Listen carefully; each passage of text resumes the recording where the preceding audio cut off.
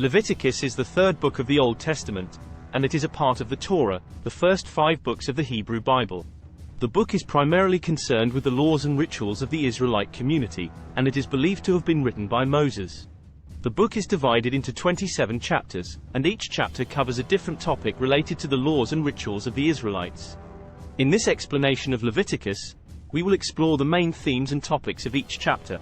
Chapter 1. The burnt offering. In this chapter, the Israelites are instructed to bring a burnt offering to the Lord. The offering is to be a male animal without any blemish, and it is to be offered on the altar as a sweet savor to the Lord. The offering is meant to symbolize the Israelites' complete devotion and surrender to the Lord. Chapter 2. The grain offering. This chapter outlines the requirements for the grain offering, which is also known as the meal offering. The offering is to be made of fine flour, oil, and frankincense, and it is to be brought to the altar without any leaven or honey. The offering is a symbol of gratitude and thanksgiving to the Lord for his blessings. Chapter 3. The peace offering. The peace offering is a voluntary offering that is made as a symbol of peace and fellowship with the Lord. The offering can be a male or female animal, and it is to be without any blemish. The Israelites are instructed to eat the meat of the offering on the same day that it is offered, and any leftovers are to be burned. Chapter 4. Sin offerings. This chapter outlines the requirements for sin offerings. There are different types of sin offerings, depending on the person who is making the offering and the severity of the sin. The sin offering is meant to atone for the person's sin and to restore their relationship with the Lord. Chapter 5. Guilt offerings. Guilt offerings are similar to sin offerings but are meant to atone for unintentional sins. The person making the offering is required to confess their sin and make restitution for any harm that was done. The offering is meant to restore the person's relationship with the Lord and with others who were affected by their sin. Chapter 6. Laws for the priests. This chapter outlines the requirements for the priests who serve in the tabernacle. The priests are to be dedicated to the Lord and are to follow strict rules regarding their behavior and attire. They are also responsible for the maintenance of the altar and the offerings that are made. Chapter 7. Additional laws for the priests. This chapter provides additional instructions for the priests regarding the duties and responsibilities. It also outlines the portion of the offerings that are to be given to the priests as their share. Chapter 8. Consecration of the priests. In this chapter, the priests are consecrated and set apart for their service to the Lord. The ceremony involves the anointing of the priests with oil and the offering of sacrifices on their behalf. Chapter 9. The priestly service begins. This chapter describes the first official service of the priests in the tabernacle.